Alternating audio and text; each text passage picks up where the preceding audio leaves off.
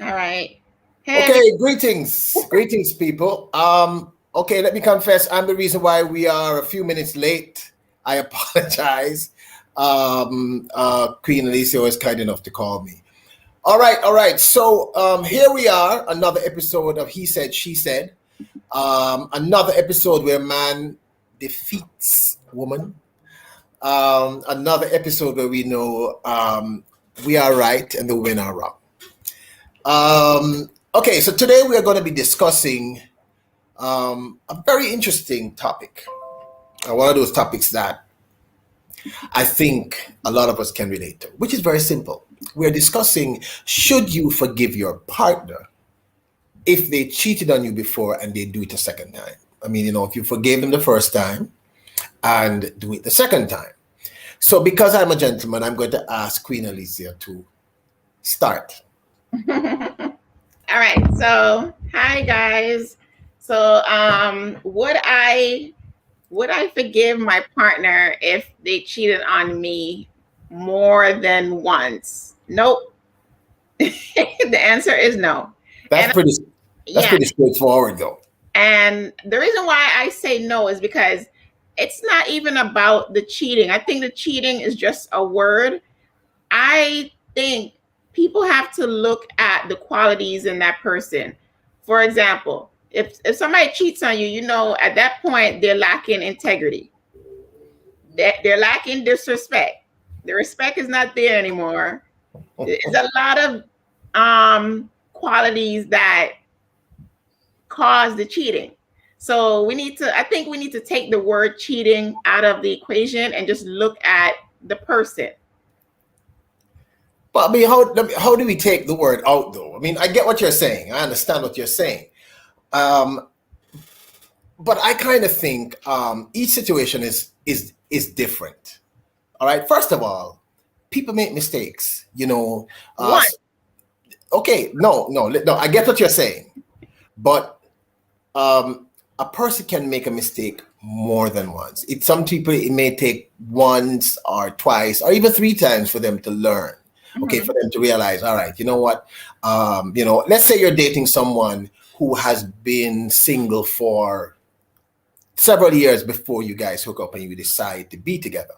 And he's away on business, or you are away on business, and he goes to the club. He sees his ex, he has no intention of hooking up with her. If he's one of these men who drinks, let's say he drinks and, he gets a little tipsy and he goes elsewhere with it. And he comes to you and he says, when you come back, he says, baby, I can't believe I did this. I broke our number one rule. Okay. And I just want to be honest with you and let you know. And I mean, if you decide to leave me, it's going to devastate me. I'll understand, but I promise you I'll do better.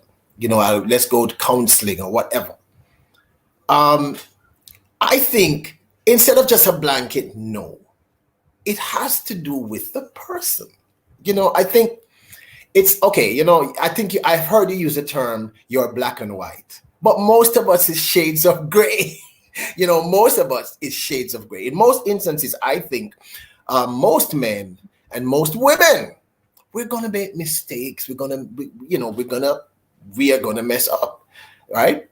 And I know the counter argument to this, because I was a surprise on my Facebook. A man said this. He said, no, because, this is a habit. The person is forming a habit and, they'll be doing it forever in a relationship. And he's correct. I don't think that that's a mistake. I think you should not put yourself in that situation. If you go to a club and you see your ex, walk away from her. You don't have to talk to your ex. That's your ex. So if you decide that you're going to entertain your ex, then you know what's coming. So you're very capable and logical of what you're doing. So I don't think it's a mistake when people go out and cheat on someone else. I think it's a clear understanding of what they're doing. And like your friend said, it's going to cause poor habits. Yeah. Poor habits. Poor habits. But I think, though, I mean, I'm going to concede. I can understand that argument. I Mhm. get it. But I've been in a situation before when I was with someone who meant everything to me. And I strayed, I did some, and it wasn't once, it wasn't even twice. but I did some dumb stuff, and I realized that I was dealing with Times my. was it?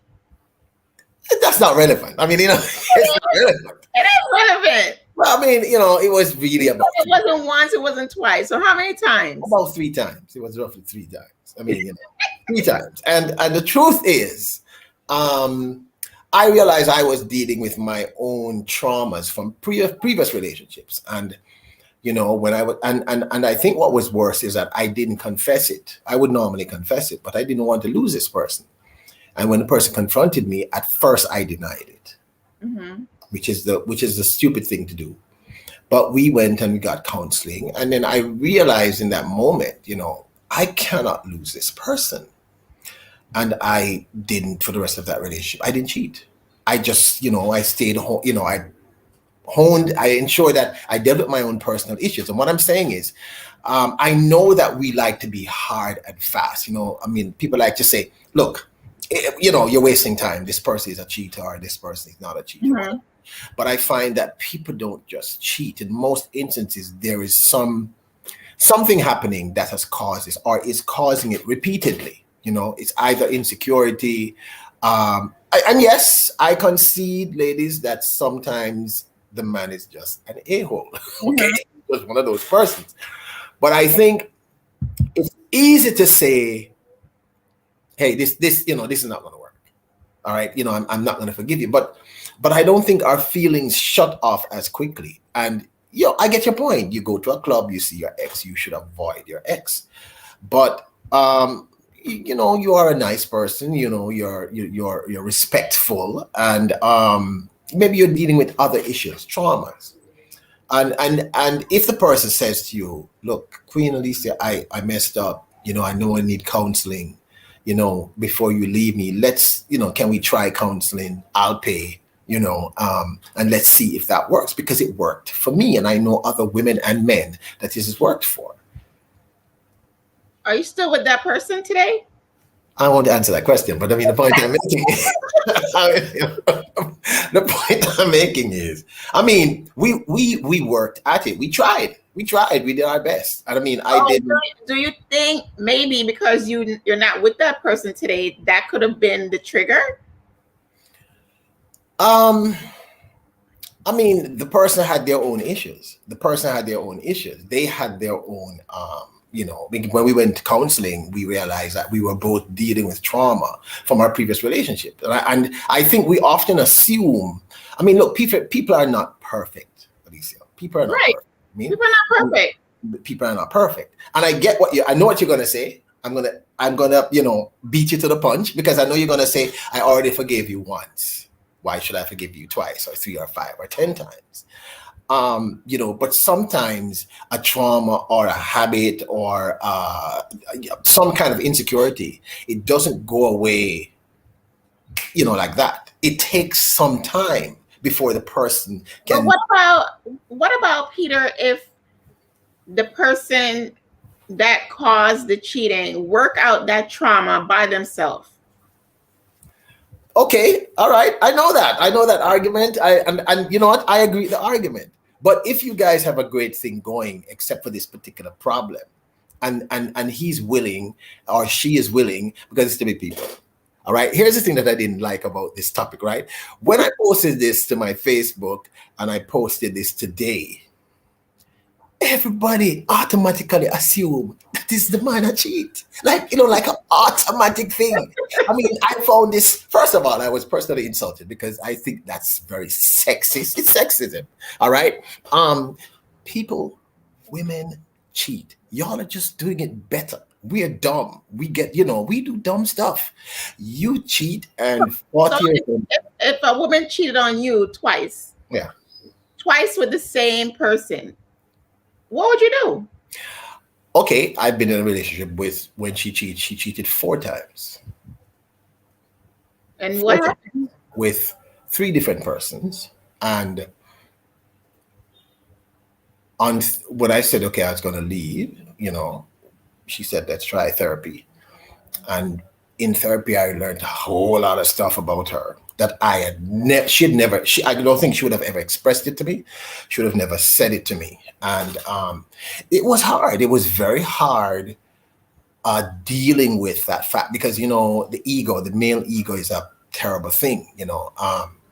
But I realized that I did not create the problem. And I think that's important. I realized I wasn't the problem. This person had an issue. And then I had to decide if I love this person enough that I'm going to stay with her. And we tried to work this process out. We ended, but it had nothing to do with that. She migrated. Okay. So that's how we ended. And we're still very good friends today. Right. And based on what she has told me, that therapy helped her. And that's why she's in a healthy relationship with her husband today, because right. because very often we have traumas that we don't deal in. And I think I understand why someone touching your person is like very painful. For the man, it's the ego. For the woman, it's probably the heart, and sometimes the ego too. And for the men, it's also sometimes the heart. Men are not very good at dealing with rejection or dealing with, you get what I'm trying to say to you. Mm-hmm. Especially if you think, I had a friend of mine, told me about 4 years ago, and I found it very funny. We both laughed, but it wasn't really funny. And her husband of maybe 7 years, she caught him cheating with someone who, let's say, was in no way, shape, or form attractive. Just not at her level in any way, shape, or form. And I think she actually said to me, I don't know what I was more insulted by, the fact that he cheated, or he cheated on me with that, with someone who looks like that. And I understood that. She was hurt, but she was also like, really? Look at this, and how could you cheat with that? But I think you do have serial cheaters. You do have people who this is what they do. And they themselves are dealing with some kind of trauma. The thing is, most of us, we're not very willing to concede that we have weaknesses. So let me give you a simple example. A man is with a woman and he likes, I don't know, he likes morning glory. He likes doing it in the morning for whatever reason. She hates doing it in the morning, right? At some point, these people have to figure out a way to compromise. Or maybe she likes him doing something that he doesn't like doing. And I think this is where the communication comes in, where both persons, first of all, I think if I were with you and I cheat on you, you would have to have a conversation with yourself. Can I deal with this? Can I handle this? Do I trust you? I wouldn't have a conversation with myself because I already know I wouldn't deal with it. I would say, okay, I'm walking away. Someone asked a question, Peter. They said, are they in a serious, I think it's David, my friend David, are they in a serious relationship or seeing each other? I think I would say for this topic, it's a serious relationship we're focusing on. Yeah, I think it would have to be a serious relationship, David. Because there are serial daters, like we talked about in the previous one, where I won, by the way, I won. But I think also that the thing about relationships is that we tend to forget that you're dealing with individuals who are walking into a situation with their own memories, traumas, issues, problems. Then it shouldn't be a relationship. But I don't think... My thing is, I feel like a lot of broken people are getting into serious relationships without fixing or trying to get help for the trauma in the past before they jump in a relationship. So don't be in a relationship then if you feel like your past or your trauma is going to come up, and in a situation you're going to cheat on someone. But I don't think people think like that. I don't think people, think consciously, hey, I'm going to do this. I think you do have, like I said, serial cheaters. You have people who are just going to do that. Right. I think those people are dealing with issues. But I also think people end up doing things in relationships for all kinds of reasons. I think I told you the last time I was seeing someone who I really liked, but she said she would never, ever, ever do a particular thing that I like sexually, that I don't like. I absolutely love. Right? She said, I am never going to do that. And in saying that, I realized, wait a minute. I left because I knew I would have cheated. You know, because that was something that for me is very important. It may not be important for someone else, but for me, that was a very, very important thing in a relationship. Mhm. So I left. I was man enough to say, hey, I'm sorry. You know, I really care about you. I check for you. I think you're remarkable, but, you know, I can't deal with this. I'm going to have to walk away from this situation, if you get what I'm saying. But I just think that, yes, I can get it. I get it when a person says, you know what, I cannot deal with this trauma. This is something I'm not willing to deal with. But I don't think most people think like that. I think most people weigh, okay, you know, I mean, I think I said it in a previous discussion that many women think that they can change the man. Mhm. It's like I'm married. You and I start seeing each other while I'm married. I leave my wife for you. To me, there's a high possibility I might leave you for someone else because it's a pattern of behavior. Right. And I find that a lot of women in particular kind of think that, you know, it's me. I'm better in bed. I'm cuter. I'm prettier. You know, he loves me more, so he's going to change for me, right? I just think it's really about genuine conversation. It's about people having an honest talk with each other about certain things. You know, like you saying to me, this is a line I'm not willing to cross. And if I see you cross this line, that's it. So in other words, I know that if I step over that line, it's gone. But let's be honest, most people when they get into a relationship, they don't have those conversations. They shouldn't be in relationships. I agree with you, but the truth is, most people really do not have that that thing. And you have to remember, there are also situations I've seen where both people are dating. The woman believes that they are X, and the man believes that they are Y. So he believes he can still go out and see other people. When you get what I'm saying, where she has passed that point and she believes they're in a committed relationship. Right. But let's just say it's a relationship that's just serious and you know you're committed. And someone asks, is physically cheating and emotionally cheating the same or different? I think they're different.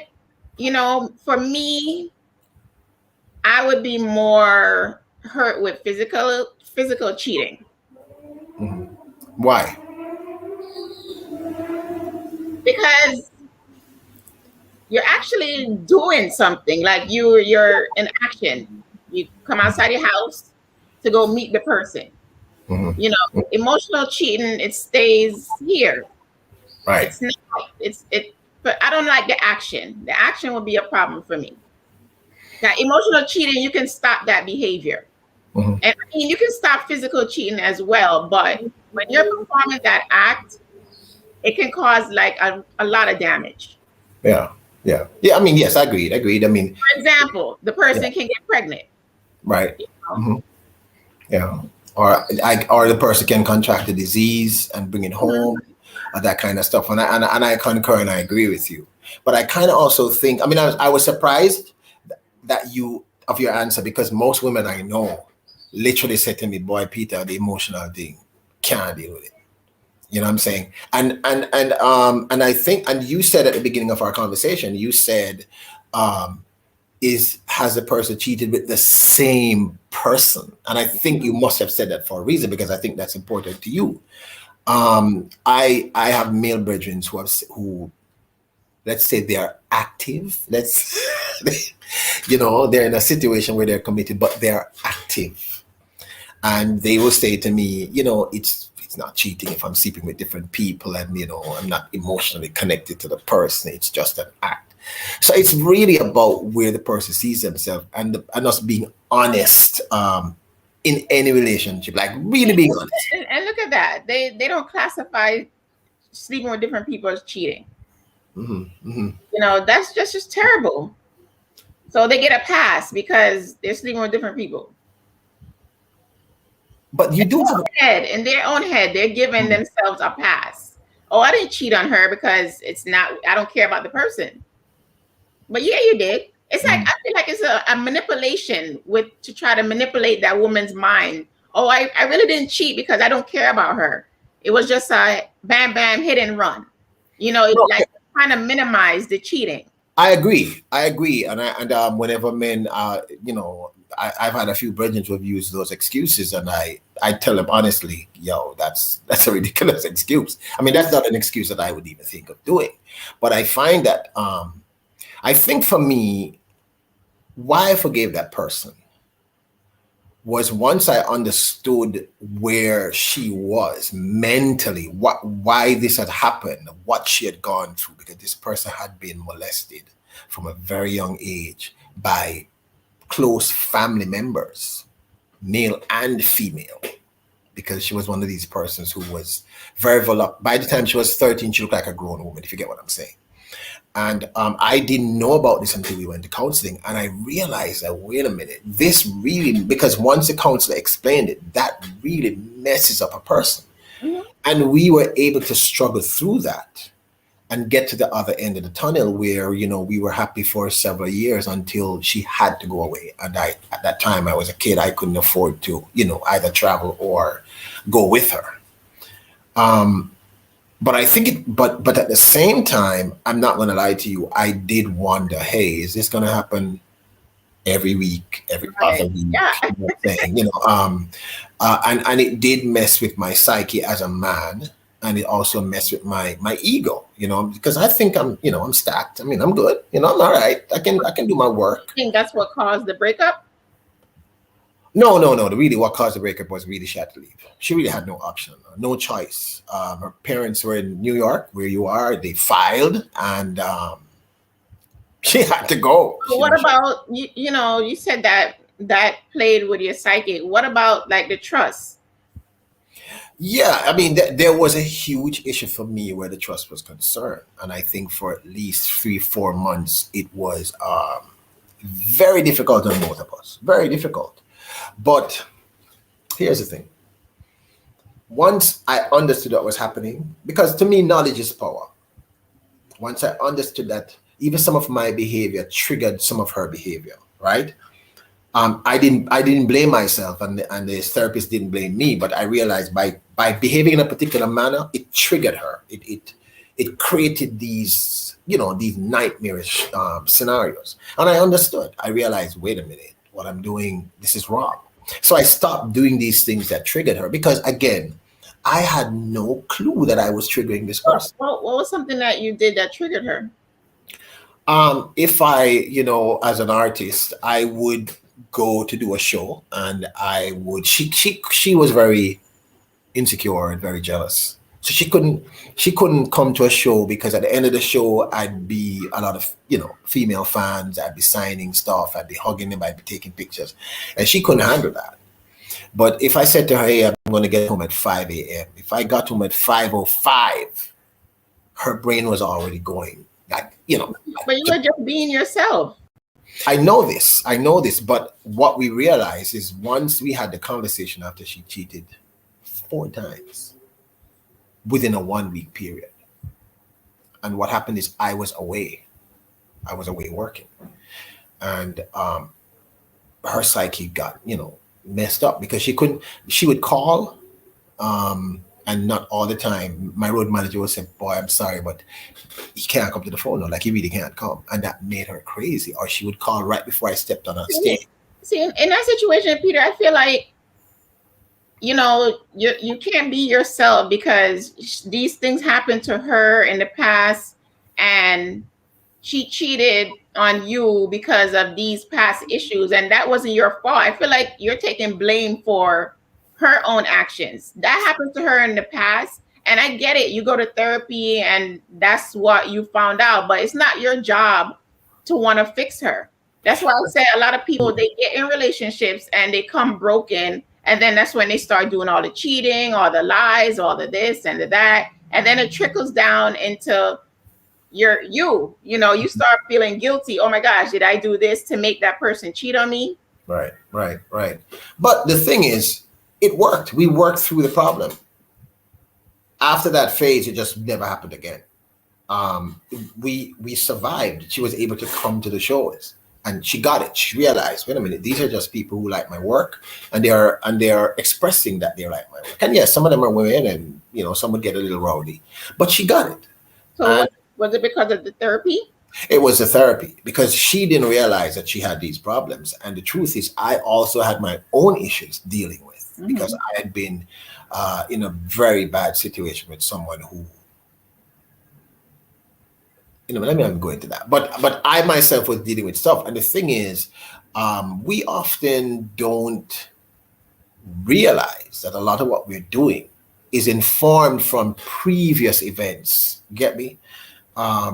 So it became a really one of my healthiest and best relationships, because we realized, hey, wait a minute, we were both contributing to a situation. She acted out in one way and I acted out in another way. And I think we were young then. I think that's very important because I think when you're very young, it's very important because I'm thinking like in my 30s, I don't want to meet someone and they have these issues and then we go to therapy and whatever and all this trickles down and I don't want to fix you. I don't want your burden on me. I want to live my life and be happy, and I don't want, oh my gosh, this person did this because of these issues they have in the past. I'd rather just walk away and find somebody without all these issues.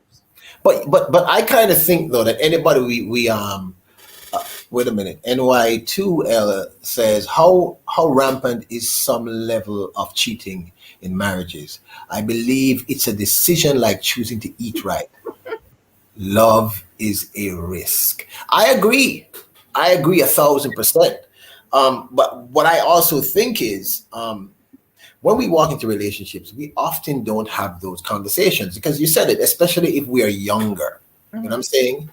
If you're a younger person, there are gonna be some, some moments where you kind of think you're at that place where you're like, love conquers all, and you're running through the meadow in slow motion, and Barry White is singing "Hey" behind you and stuff, and it's all romantic. And I think as we mature, we start realizing, wait a minute, this is a lot of work. This is just too much work, and after that work, we get traumatized. Right. I mean, it does impact us no matter what we do. But I think because she and I, we were very young. And like I said, we were both dealing with our own issues. I just didn't cheat. I did other stuff. She acted out in cheating. I did other things. And I realized that that therapist got us to the place where we were able to look in the mirror and say, holy crap, this is why I'm doing this. And I didn't even realize. And I always think knowledge is power. But I think also that as we mature, we also start knowing our limitations. We also start knowing, something? I can tolerate the person not bathing for 3 days, or I can tolerate the person being out of a job for a couple of months, but the cheating thing, I'm not going to go through that process. Or, some people will say, and I actually heard people say, listen, I'd rather him cheat than, he beat me or or something else. So I kind of think as we mature, we kind of create limitations. We say, I'm not do this. Because you're right. I have said to many of my friends, look, in a relationship, you're not a psychiatrist. And the truth is, even a psychologist or a psychiatrist, if they're involved with the person, their profession says you cannot counsel that person. Right. Yeah. I feel like a lot of people are counseling each other in relationships and it goes nowhere. It's just like, what are we doing? I'm not your therapist or your punching bag, and I don't want to be that, and vice versa. But people still stick it out until they get tired and worn out, and then 20 years later they're like, oh, I don't want to be with this person anymore, and then they divorce. And you just wasted 20 years or 10 years of your life with that person to find that out later on. But people stay together for all kinds of reasons in that situation, because I have friends who are Christians, and for that reason alone, they're Catholics. Literally, they cannot leave their marriage. They believe I cannot leave my marriage because the Catholic faith says divorce is just something you don't do. You never.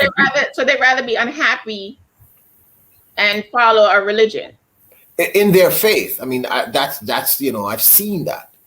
But I kind of think that this is it's much more complex, because I really think what we're discussing in truth is, where are you at mentally and emotionally? What are you willing to tolerate and what aren't you willing to tolerate?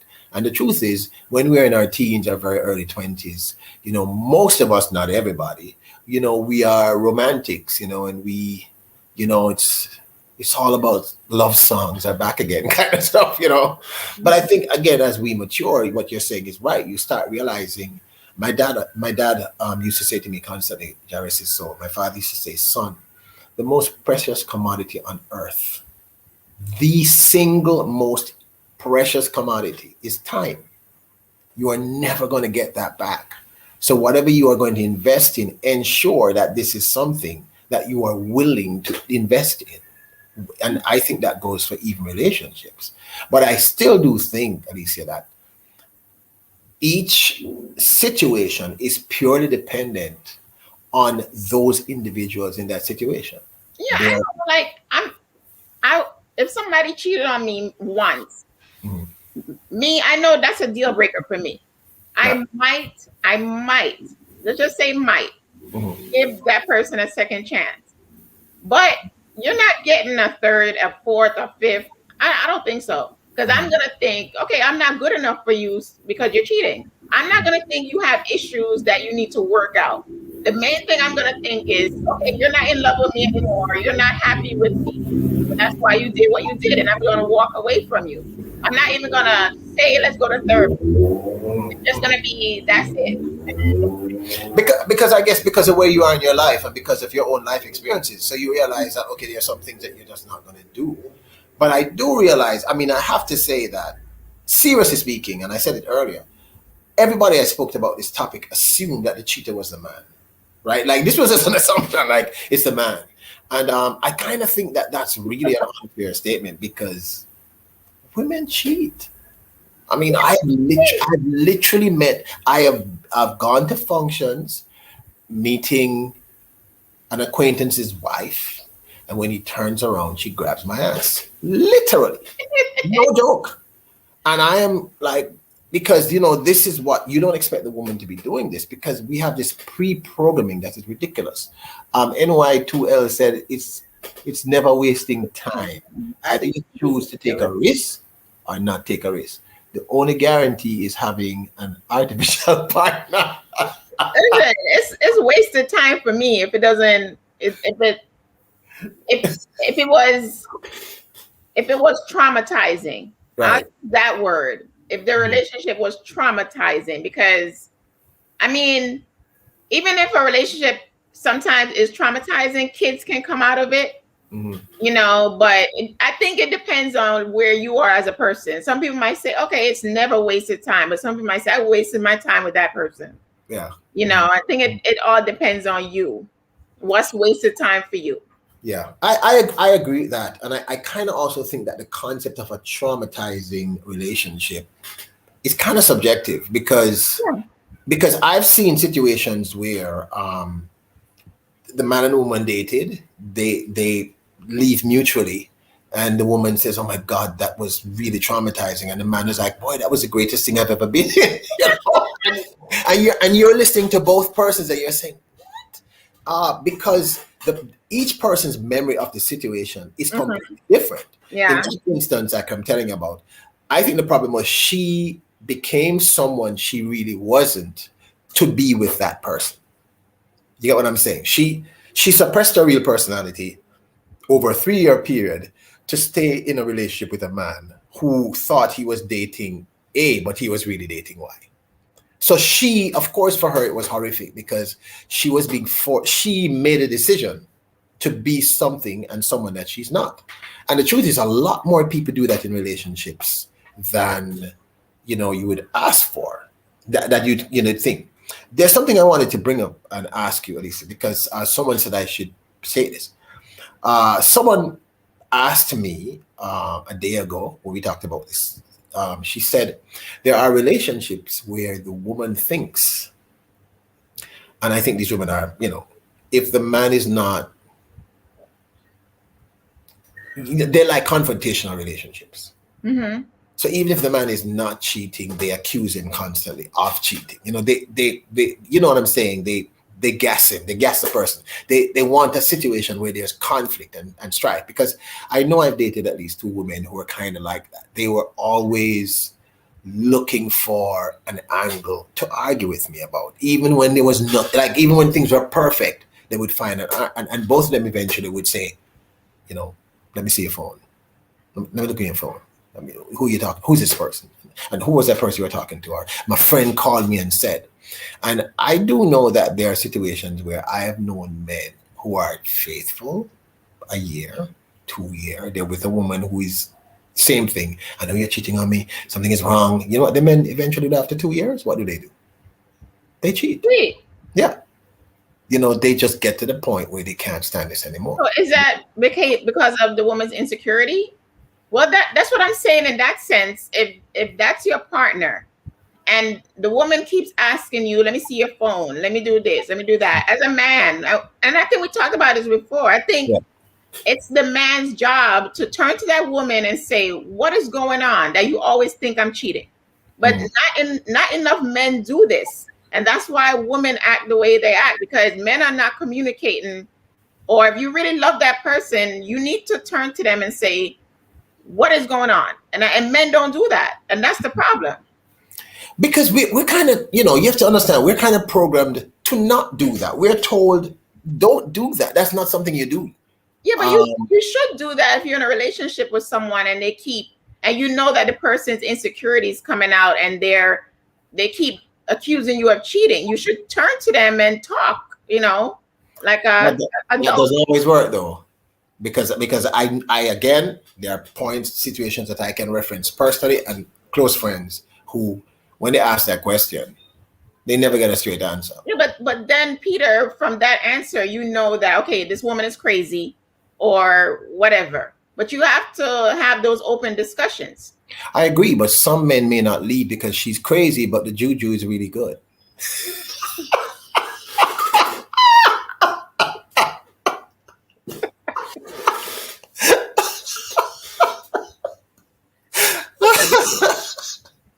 YouTube, forgive me, but it's the truth. Come on, I know you know there are situations like that where obviously, though, I've literally, when I was much younger, dated someone who we hated each other. When I think about it, though, we hated each other, but the juju was so good for the two of us. We couldn't leave. I mean, we were much younger, right? Like way younger, and that taught me a very valuable lesson. Okay, because when we did this, we never spoke to each other ever again. Because I realized I did not like this person. You didn't have anything in common besides that. No, that was it. That was the entire process. The whole process. That's another thing too with a lot of people that cheat on each other. They don't have nothing in common. There's no emotional connection. None. Hey, blessed one, how you doing, sis? Big up yourself. Thanks for stopping by. Hi, blessed one. We are discussing should you forgive your partner if they cheat on you more than once? And Alicia is saying absolutely not, and I'm saying I think it depends on the situation. Did I get that right, Alicia? You're saying absolutely not. Black and white. I guess you're saying it depends on the cheating. I know. I think it depends on the situation, the type of relationship both people have, and the level of commitment they both have. Because, you know, when you ever spoken to a couple that they've been together for like 40, 50 years? Mm-hmm. All right. And inevitably, I find when I speak to them, most of them say one of three things. They either say, look, be yourself, because otherwise it won't work. Or they say, communicate. But more often than not, the man says, look, she's always right. So I don't want any stress. I can't take the stress, because I don't think men are very good with stress generally. Not that kind of stress. And the person just, you know, says, you know, and I've heard both parties, male and female, say, well, what the other person doesn't know won't hurt them. Mm-hmm. Which says something to me. I mean, we said, hey, wait a minute, maybe. You get what I'm saying? Maybe. Mm-hmm. I just kind of think because we're in a new world, because 23, 30 years ago, when people got married, it was forever. it was, good or bad, especially if you had children, it's just forever. You're married, that's it. So whether or not the partner cheats, especially if it's the man, the woman sort of sucks it up and says, okay, I'm in this for the long haul. I've already committed to this situation. Yeah, but we don't have to do that. That's my issue with the way women are viewing relationships with men. We don't have to soak up anything. If a guy is mistreating you or making you feel less worthy of who you are, it's okay to walk away. And I find that a lot of women use children as excuses. Oh, because of the kids. And you know what? I think you're hurting the kids more by staying in that relationship because they're seeing all those issues. Because I've worked with children as a counselor and seeing and these kids have told me about their parents' issues and it's affecting them in school. So yeah, the disconnect it's not there, and people are staying in relationships and they don't like each other, but they're just staying because security, or we've been together for 20 years. Oh, that's how he is. No, that's not how he is. That's not how he is. Well, I've actually heard also, added to everything you're saying, I've actually heard people say, we have businesses together and getting divorced might create a lot of problems. Blessed One actually said something very important. She says, I am living that situation. Sis, you want to share with us what you mean by living that situation? I mean, are you with someone, are you saying that you're with a partner who is constantly cheating and you're constantly having to forgive them? Just if you're comfortable enough, let us know. To know about that. Yeah, I'd love to know. I think there's a mental mind shift, okay? And which started, people keep saying Me Too, but it started from before Me Too. I kind of think because more women are economically independent, because that's what I realized. A lot of women stay in those situations because they can't financially leave the situation, or they've gotten used to living, they're driving around in a Range Rover or a Jaguar. I don't know. I'm not a car person. Some nice fancy car. They're living in Beverly Hills, or and they realize that they can't afford to, if they leave the situation. Or I've heard women say, "Look, I helped this man build all of this. I'm not going to leave." That's the problem too with a lot of women. Yeah, they feel like they helped him from the ground up, and they're not going to let another woman come and take it. But yet the man is already emotionally gone. I don't understand that with a lot of women. They have this I'm looking for the word. It's more like they're guarding the guy. Like, no, I own him. Ownership. They're taking ownership of a person, and you can't own anyone. It's just bullshit to me. Yeah, I get that. But I think I can also get the other side, Alicia. I can also understand if you are with someone and at the beginning they were broke and now they're Jeff Bezos and they're worth $400 billion. It's kind of hard to get up and walk away from the $400 billion because you don't believe, but actually scientifically, you did contribute to this man's success. And I kind of think... But we make it hard. Why is it so hard to walk away? You might walk away and you won't get 400 billion, but you might get 100 billion.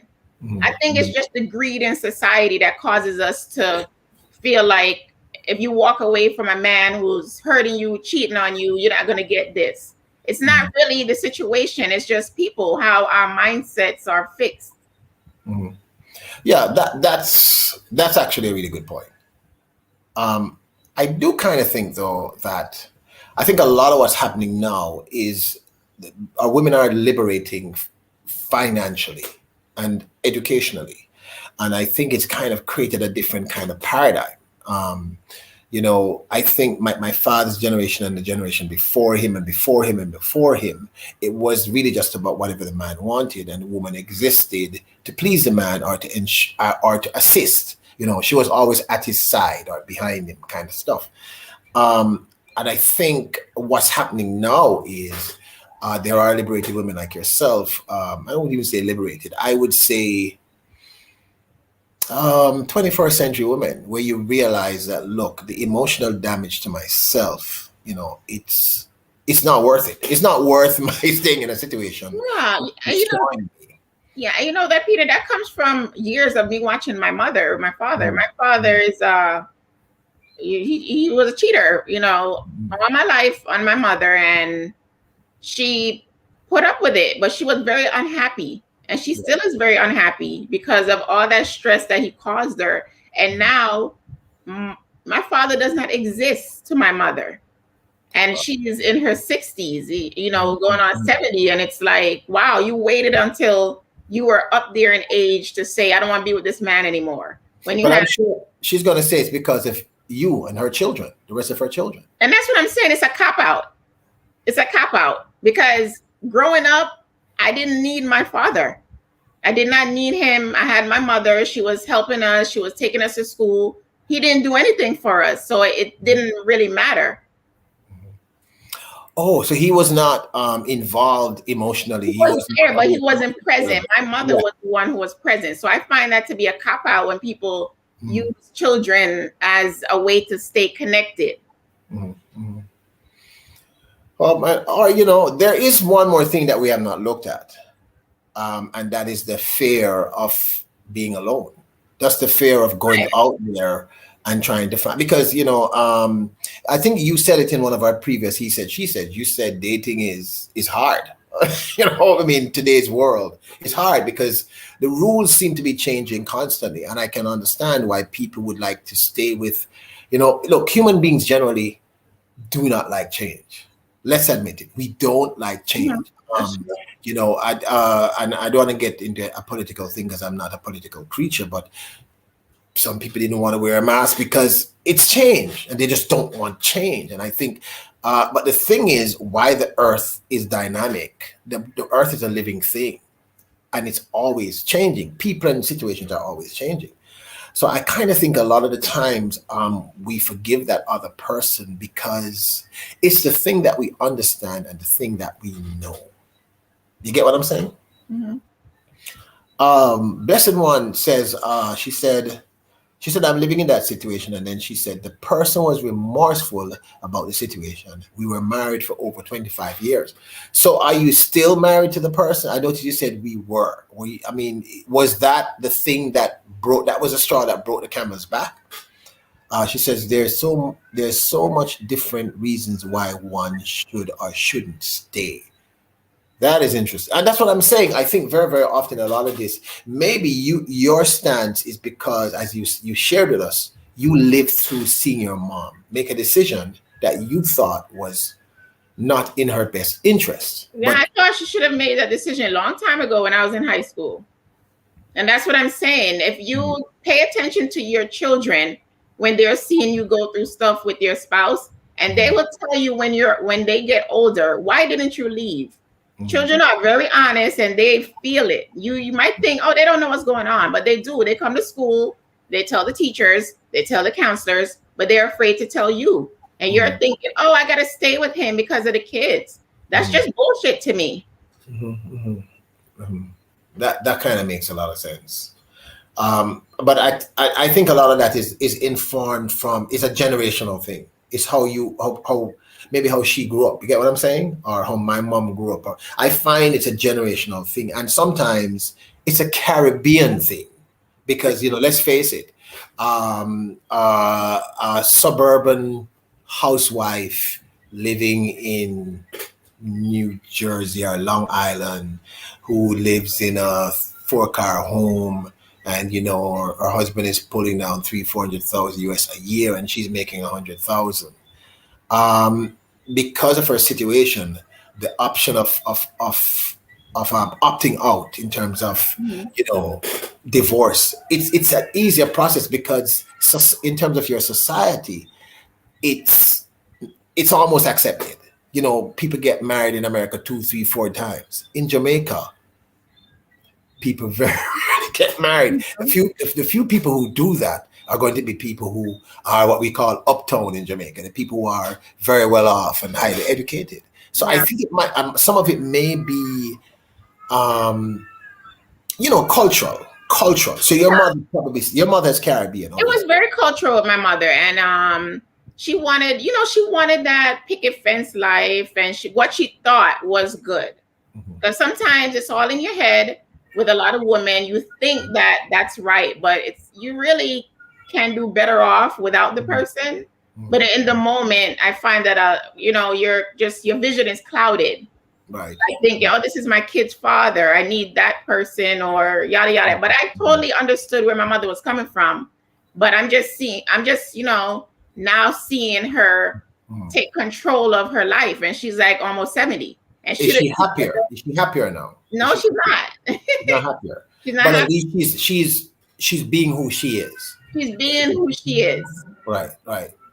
Blessed One said, we are still married now, 48 years. So that means you forgave him for that indiscretion, and you've lived through it. Has he ever done it since that moment? I hope you don't mind. It's a very public format. Kitty Witty, that's a kind of cool name, says, I love my husband and all that I am. My husband is my family, and I will never leave. Marry your best friend, marry your soulmate, marry the one who loves you the way your soul's desire. But Kitty Witty, if that soulmate cheats once or twice, what happens then? Would you still stay with him or her, irregardless of that? I mean, that's really what we're trying to figure out. Your husband should be your best friend, and when you get married, you don't say I'm gonna leave. When your wedding day is like, this is the person I'm going to be with forever. But when the person does this in their marriage or breaks those vows, that's when the dynamics change. Hold on. There's a baby crying in the background. Not my baby. My window's open. Hold on, guys. Oh, no. Oh, no, baby. Hush, baby. Hush. Hush, booby.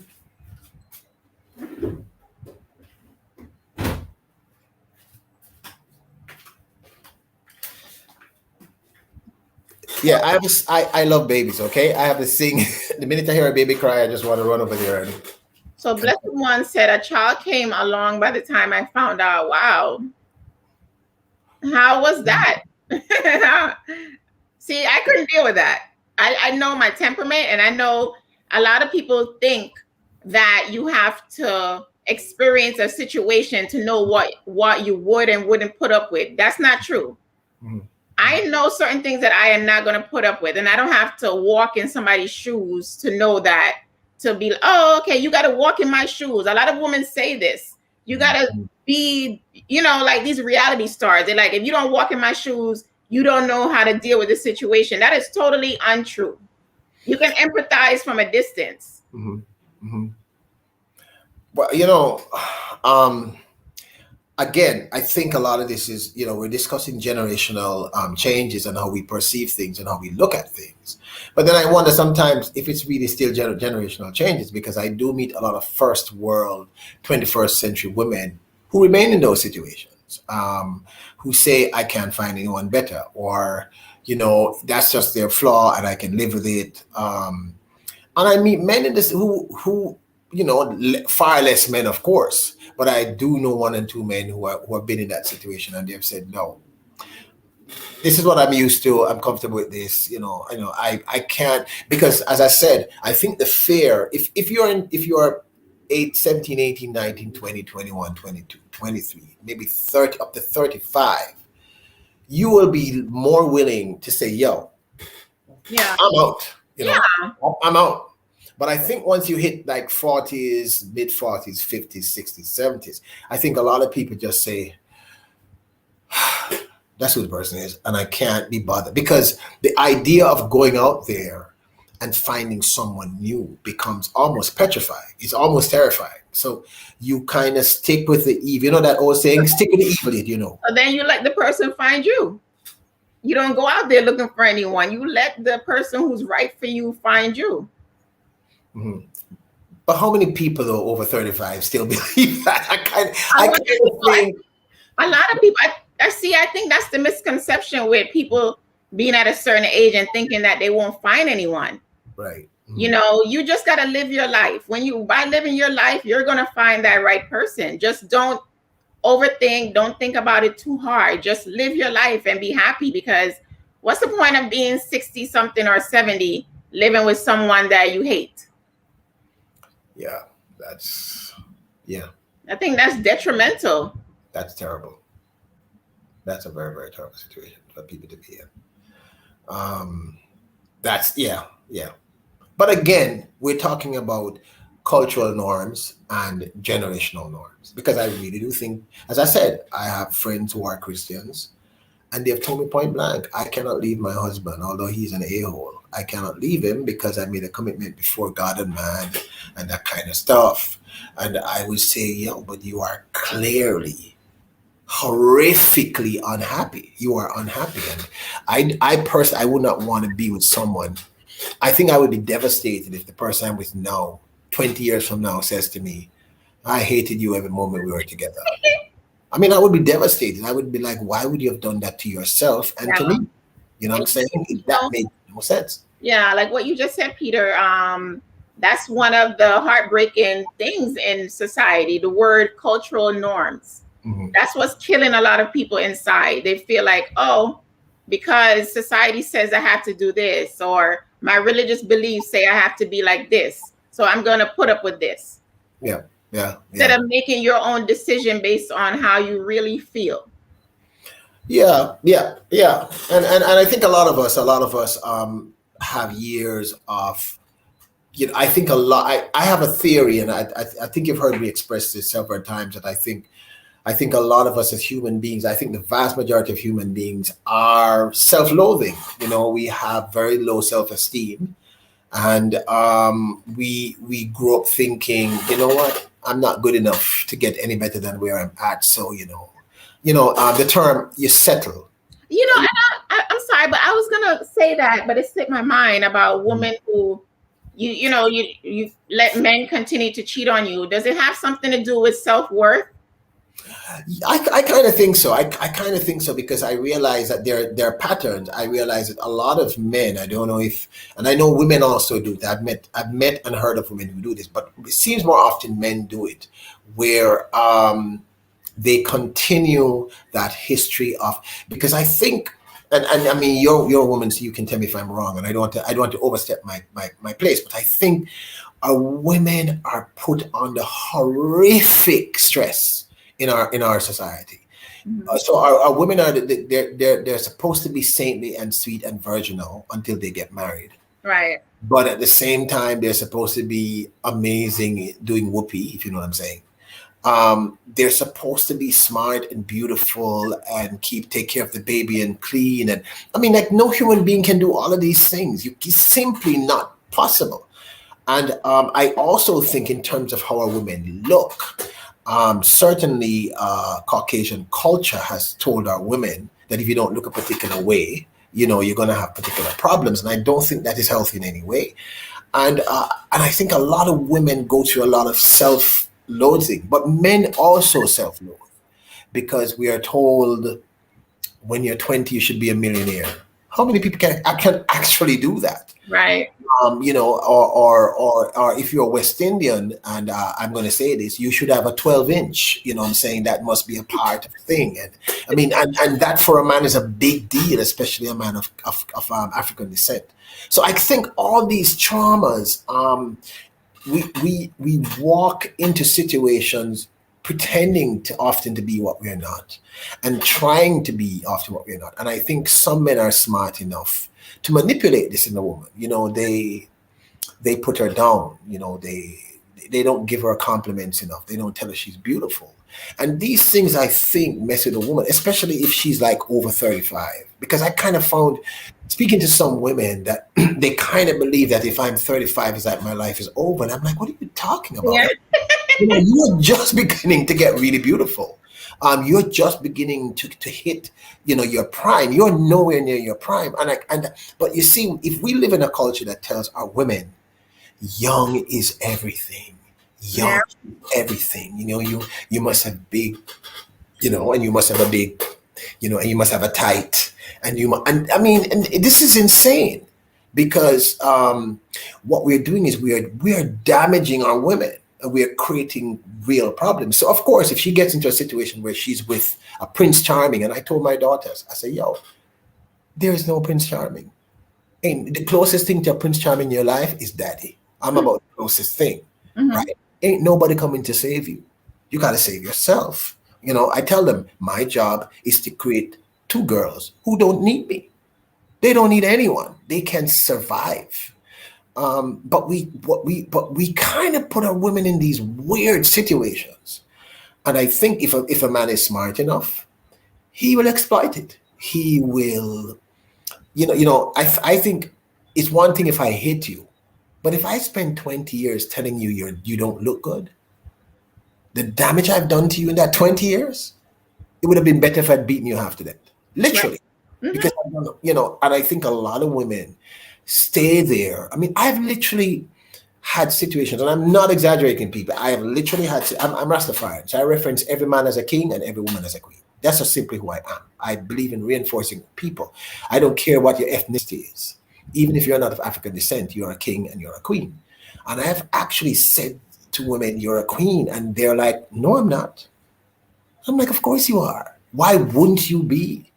Or you're beautiful. No, I'm not. And I realized that, our society really puts a lot of pressure on both our men and our women.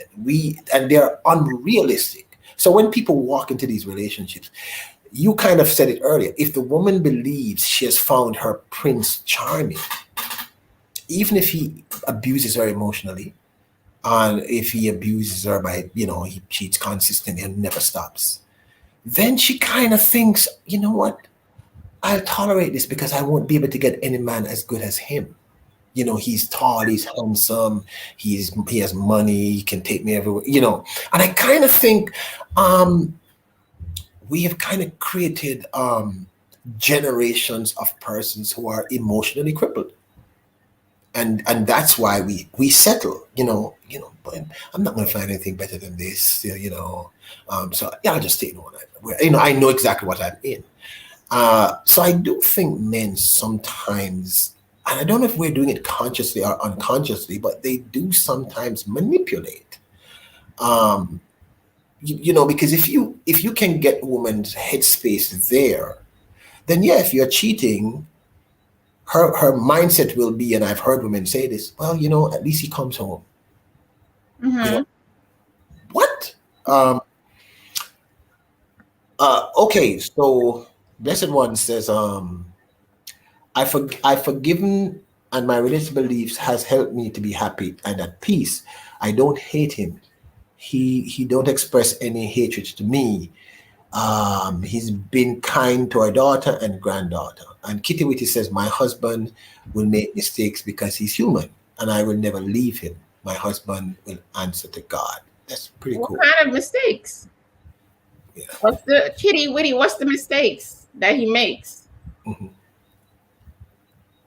Well, yeah, so I kind of think, but also women do the same thing too, because women also pressure men. I mean, you can't be 19 and you're dating a 21-year-old. He's not going to be driving a Lexus. He's not going to be driving a BMW. It's just, he's going to be taking the subway if he's in New York. He's just getting his legs, together, and he needs someone. If you'd make a decision to be together and work towards a goal, then you have to be patient and understand what's happening. So we kind of, create, and I got to say this, I know I've been in a situation where I cheated, and I realized why I did this was self-loathing. I was dating someone who was making more money. She was way ahead of me financially, and I just felt, not a man. And I ended up doing something very, very stupid. I never ever told her about it. She never found out, but it destroyed, it guilted me so much that after 6 months I left, because I didn't think this person deserved this. And I realized that, so I think a lot of us we already have chips, I think it's Jay-Z that say you should, brush it off, right? And I think a lot of us never do that. So we walk from relationship to relationship, and we carry these things, and we deal with the process in different ways. So if I'm a man, I cheat. Whenever I feel stressed or something is wrong, I don't come to the woman. I find someone to stroke my ego and something else, right? And the women will, because I've heard women curse men in the street, and I'm like, you what this? What this boy? Move for yourself. I'm only move for it. And I'm like, what? What? Come on. Mm-hmm. Because you are damaging that person.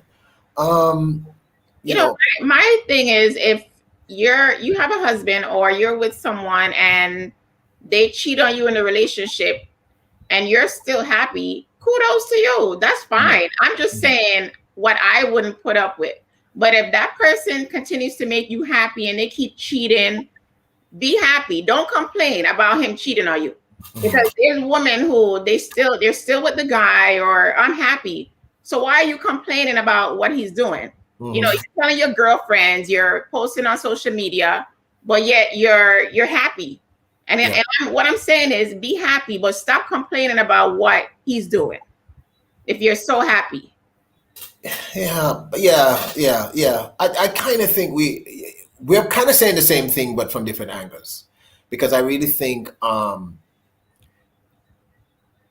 what we need in relationships is honesty, right? Yourself, first of all. Yeah, honesty with yourself. I mean, what can I handle? What am I willing to deal with? Where do I want to go with this situation?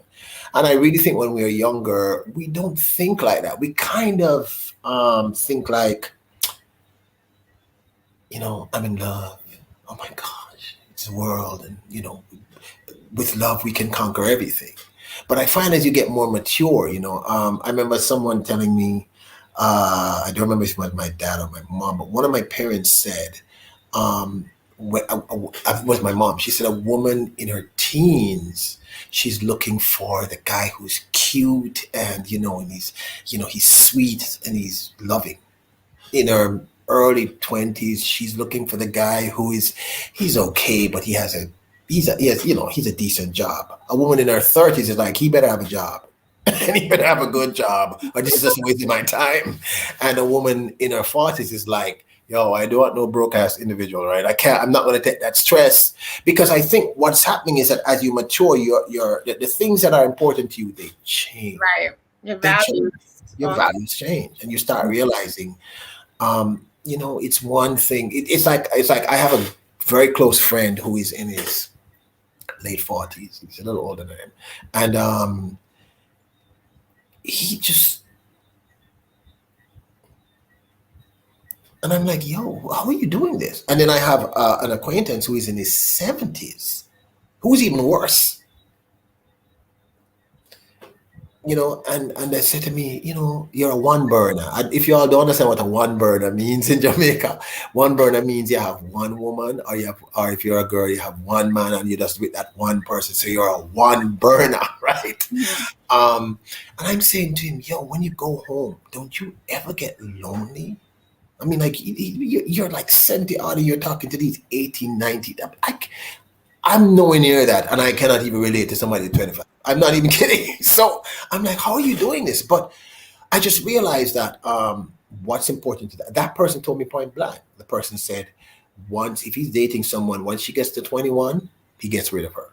Because once she gets to 21, her needs change. Going out and being at a fancy club and looking all nice is no longer relevant. She starts thinking about the future and more serious stuff. So I kind of think a lot of us are very traumatized, and we're walking around with all this stuff, piled on our chests. And you're right, we're not first being honest even with ourselves. Right, yeah. We're not even doing that. Worse, not much as to be honest with the partner, because if you're not even honest with yourself, how can you be honest with the partner? So, the person dating someone that doesn't really exist, if you get what I'm saying. Blessed One says, it's not complaining, it's just having a discussion at times. That's the reason I didn't discuss my problems with friends. I took it to my God.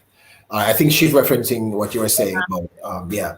Yeah, I can see that. But I mean, how many discussions are you going to continue to have with the person, with these mistakes? That's just what I'm trying to get at. How many times are you going to keep talking to a person who keeps stepping out on you to say, what are you doing here? 5 discussions, 10 discussions? At what point with those discussions are you going to say, this is enough? Enough is enough.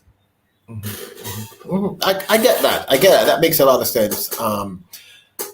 You know, again, I think a lot of this has to do with where you both are emotionally and mentally, where you are at, and like I said, I think when we are younger, we are far more willing to forgive. Forgiving becomes easier, but we're also it's far easier at that age to explode, to get angry, because everything is all or nothing. You forget what I'm saying. You know, it's all in or nothing. But I think as we mature, we start realizing what's relevant. I don't remember which personality. I read this quotation from them recently. I cannot remember who the personality is, but the person said, "COVID has been the best thing that ever happened to him and his family, because in being locked home, right, he realized, I'm a lucky ass man to have this woman." He was able to actually really spend time with his children. And he realized now that things are opening back up. His family is like this. And I can tell you, even with me personally, we were already close, but I think since COVID, we're like, like we're glued together. But there are also people, the reverse happened. The complete opposite happened. They realized, because they were on the road all the time, but once you were home for I think the lockdown was like 3-4 months initially, they realized, what the hell am I doing with this person? Why am I with this person? We don't think about those kinds of things when we're younger. So, sorry, Peter. No problem. So I kind of think maybe what we are saying is, if you are younger, male or female, you are probably more likely to forgive and to forgive and to forgive. Yeah, I definitely agree with that. Where you are, it's where you are in life. I mean, definitely plays a huge role in how you think. Yeah. Because like in your 20s and stuff, you probably tolerate more things. But when you get older and you know that this is what you want out of life, your values and your questionings to things, you start to differ. Yeah, that's true. I agree with that. I agree with that 1,000%. I believe that's absolutely, completely correct. I think that has a lot to do with the discussion that we're having. Where are you at mentally? Where are you at emotionally? Yeah. Because the person I told you who cheated and I forgave her, it was 2 women and I forgave them both. I'm not sure if I would do that now. I'm not sure if, I wouldn't be angry, but I would probably sit with the person and say, maybe I'm not what you want. Right. Well, maybe I'm the wrong person. Maybe you should take the opportunity to go out there and see if, you find the right person. Yeah. But I certainly know that when we are younger, we are thinking of love and, oh, it's so wonderful. It's not black and white, like you say. It's many shades of grays and many shades of other colors. Kitty Whitty says, if my husband cheats on me, I will feel sorrow for him. Some women say they want a family, but then they treat their children like family and their husband's like a +1. That's so true. Definitely. That's actually very true. That's very true. But that also has to do with our programming, because men, in terms of family, we are not revered. We are not. We are not. Society and media and stuff, we're revered if we are famous, or if we're popular, or we're making a lot of money, or if we're a playboy. Well, in the Me Too movement, maybe not so much anymore. But those are generally the 4 things. The women, the mother image, Mother's Day is a big deal. Father's Day, you might get a tie. If you're lucky. Like with children coming in the picture, the relationships with the husband and wife definitely changes, because the wife has to spend more time with the child and yada yada. So I agree that sometimes there's a dysfunction there with the husband and the wife because of that. And I think women also need to be more aware that that man may be lacking, may need the attention from her. So that's something also important to take in consideration, because men will stray. Yeah. Because of situations like that. No, but I'm not saying it's right. Yeah. I'm not saying it's right, but there are different situations where men will stray. Right. And that's definitely one. But you see, I think very often women are misinformed about us.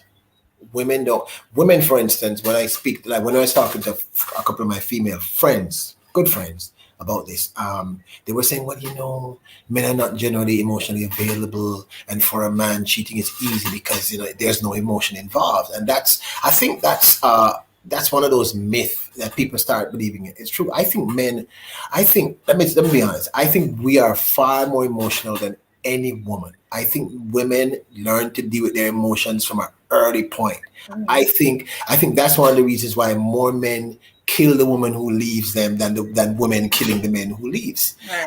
We are not very good with dealing with emotional issues. Bottled up. Yeah, but guess what I'm saying? Because we're pre-programmed to express things. I'm a very expressive man. I mean, when I remember in my late teens and early 20s, I would kiss my father on his forehead, and he hated it. I'm like, yo, Dad, I love you. And he was like, Pete, really, Peter, come on, man. I know you love me, but I was like, listen, Dad, I want you to understand that I love you. You've been an amazing dad to me, and I want you to know this. We men, we're not taught this. I mean, it's recently that I'm seeing men kissing their sons, on the forehead, or telling their sons I love them, or men saying to each other in a non-homosexual way, bro, I love you.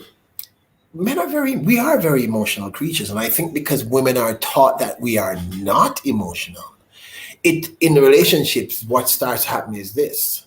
Mm-hmm. So you're right. I mean, if a child comes into the situation, of course he still needs to be reinforced. Sometimes we just want someone to hug us, right? Or eat. That I think that's an important thing. And here's the kicker: he might be somewhere and some other woman starts to fulfill that role.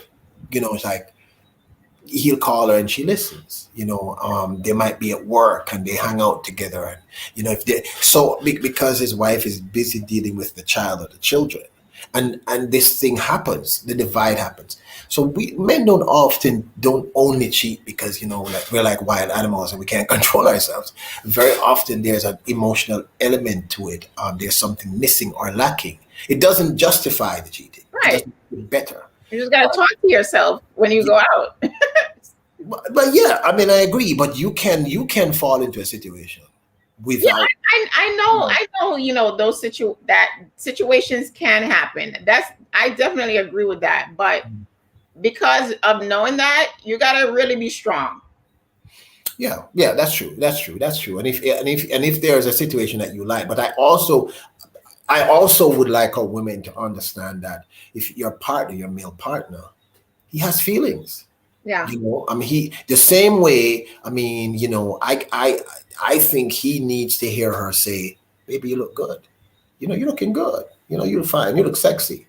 I think men need to hear that also. I think it might sound crazy, but we need all of that. Because that statement about +1 is true. I've seen that where we start to feel as if we're just a bank. We're like an ATM. We're really nothing else. We are not relevant to the conversation. And I think it's hurtful to men. We're not going to say it. But I just wanted to get out there to our listeners that, men don't just cheat because, we're crazed wild animals and we're rabid. We can't control ourselves. Sometimes and oftentimes it's emotional, or we get into, we start communicating with someone in a way that we can't communicate with our partner. And this leads to... So is it fair to say because of the lack of communication or not, those issues that you just stated, the man cheats. So is it fair to say that it will be okay for the woman to walk away? I think I mean, I can't say yeah or nay to the woman walking away because she has that right and she has to make the decision on her own. But I'm just saying, if I think if more women understand that we have feelings, because really, I honestly, a lot of women actually think we don't. They don't realize that we need all those things. We need our head rubbed. We need our feet rubbed. We need the woman to say, you mean something. I love you. You are special. You are important. The same way that I've learned that I need to text or WhatsApp my other half and say to her, I love you, and I want you to just know I love you. Out of the blue, or you send her some orchids, or you just you rub her feet. Those little things, we need that also, and we are taught. The society keeps telling our women we don't need that, and I think that creates a lot of problems because if I'm with someone and things are going well and baby comes on board and we understand that there's a baby and we're good, but if after a year or two or three we are not being paid attention to and Susie at the office says, hey, let's go have lunch one day, and you just start talking to Susie because you can no longer, your partner doesn't have the time. I can see where it can go to somewhere that, I mean, you might have to say to Susie, hey, Susie, we have to stop. Or you have to go to your partner and say, hey, this is happening, and if she's nice enough to say why, then you need to say, I'm going to this is happening because you have no time for me. So I think, but at the same time, I do know that when a baby comes into play, we as men, we have to be really understanding. Yeah. Really understanding. And I mean, I think for most women, the worst thing you can do is to cheat on a woman when she's pregnant for you or when she's very ill. They're like the two worst things you can do. It doesn't get much worse than that. Oh, Kitty Witty says, I had no idea that my husband had feelings until I had a son. Wow. I would be devastated for my son if a woman treated my son the way I treated my ex. I was so selfish. Yeah, that's yeah. But I'm saying a lot of what we're discussing really has to do with programming. right. What we are taught and these roles that we're supposed to play that are written in stone. I'm a Catholic, so I can't leave this person who I hate and I'm miserable with, or I'm the man, so I must be the breadwinner, or I'm the woman, so the man better protect me. I mean, all these things. I think relationships come down to the individuals and their honesty with self and their honesty with each other. Yeah. Definitely. And if you see, I mean, when I cheated on this person, I realized I had some really serious issues that I didn't realize I had. And I used these issues as an excuse to do these very painful things. And it was painful to me also because I had to deceive this person that I loved. You know what I'm saying? I realized that it doesn't make any sense for people like me to cheat because we can't lie, in a sense. It's too much stress. It's too much stress. So I think if our women start to realize, wait a minute, men actually have feelings too. They have issues, they have problems, they have traumas, they have fears, they have all these things. And I think sometimes the same way the woman will say, my fear is that he's going to leave me. Trust me, his fear is that you're going to leave him too. Yeah, of course. It's the same thing, I think the concept of the ride or die female to a woman is the single most important thing. Mm-hmm. This person is going to be there for me, and it's an important thing. I had a situation where I went somewhere, and someone I was with at this gentleman got very aggressive, towards me, and he was an elderly man, and I just didn't want to hit this man because he probably would have died. And I'm serious.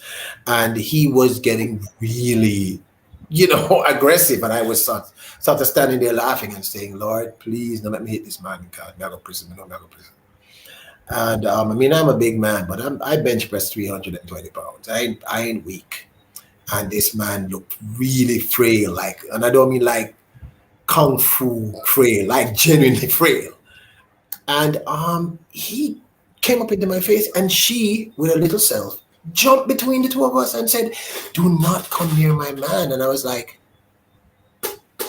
"Yeah, thank you, but I can handle this," But the truth is, in that moment, I realized this person seriously loves me.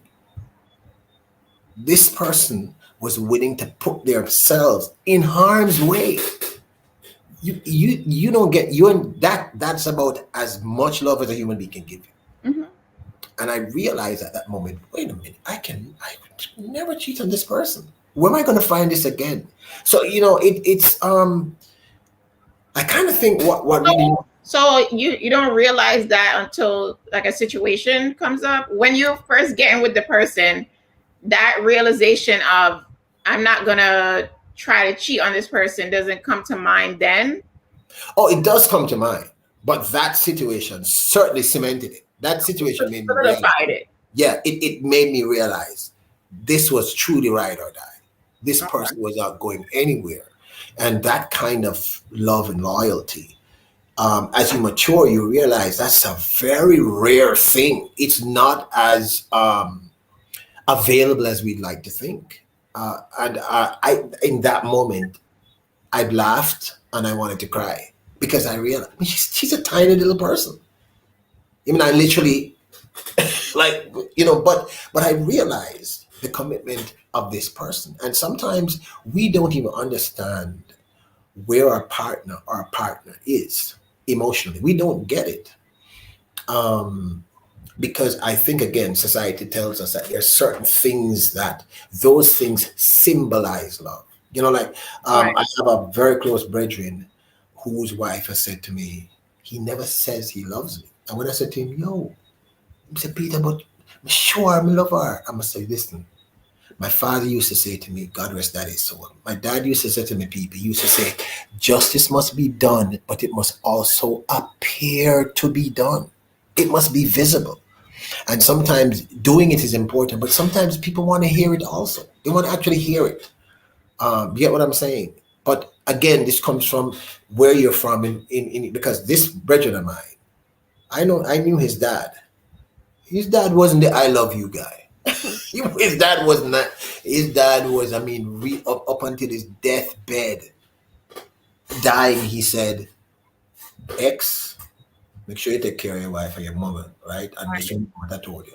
He was dying. There was no point in his life where his father said, I love you. But he knew he loved him. It was evident.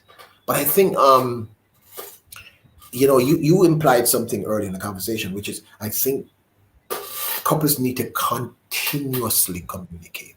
Because we're dynamic creatures, we're changing, we're going through different things, we're evolving, we're having different concerns, different fears, all these things.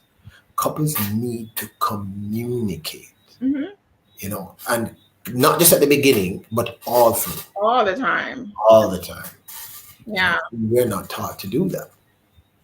But I mean, for me, I definitely would be willing to forgive more than once. But I would need to understand the underlying issue, because I kind of think if I know the truth, what's really happening, then the decision process becomes easier for me. I can decide, okay, this is not worth it. Or, but if I know the truth, then I have to then ask myself, are you willing to tolerate this? Can you handle this? Can you deal with this? Is it going to be a situation where it becomes a repressed memory and 5 years down the line, you slap her? You know what I'm saying? I mean, we have to, I think when couples go through these things, you need to have an honest conversation first with you before you even talk to the other person. Can I handle this? Is this what I want? Is this what I'm willing to deal with, etc., etc.? Because I can tell you, when you cheat on someone, and this is experience speaking, it takes years to get that trust back. Years. I mean, it's really difficult. If you ever really fully get it back, you might never fully get it back. And I tell my male friends and my female friends, I say, look, if you're going to make that decision, understand that this is going to be there. That person, even if they say, I forgive you, it's cool. But for the next 5 to 6 years, they're going to be looking over your shoulder. Right. Right. Yeah, and that's why for me, I couldn't do it. Yeah. Because like you said, the trust is a big thing. I don't want to be, oh, where is he? Is he lying? I can't live like that. Yeah. It's unhealthy. Yeah. I agree.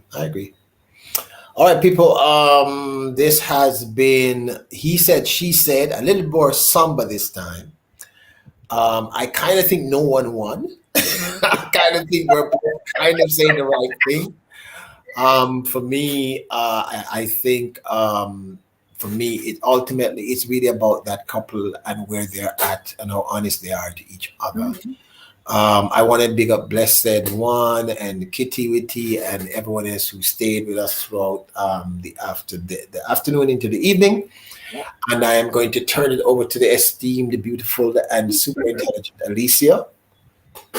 Thank you guys so much for coming to this week's live. It was a great discussion. Like Peter said, no one won or lost. It was hearing each other's point of views and agreeing to disagree like mature adults.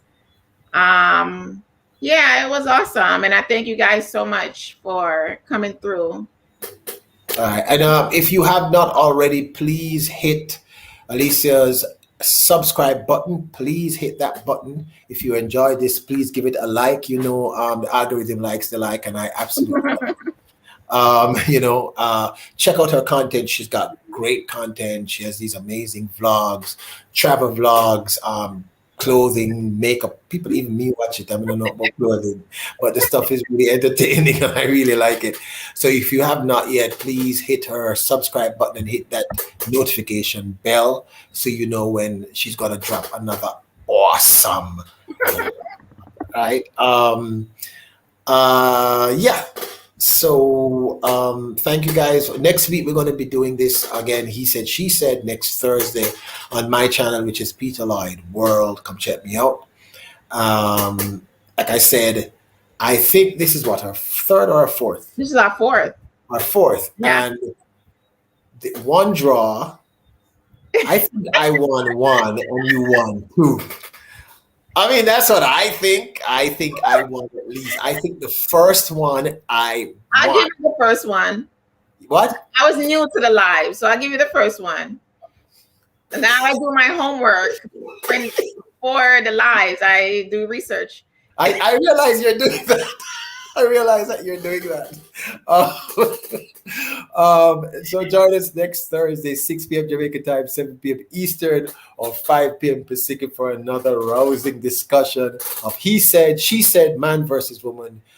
Which one will win? And so far, women have been winning because we need more men in the live, right? I mean, okay, I only had one man in the live, and clearly he's in love with Alicia, so he was agreeing with everything she said. So. Oh no, David asks questions. Is he still alive? I don't know if he's still alive. Yeah, but it was great to have you guys here. Thank you so very much for making it. He Said, She Said.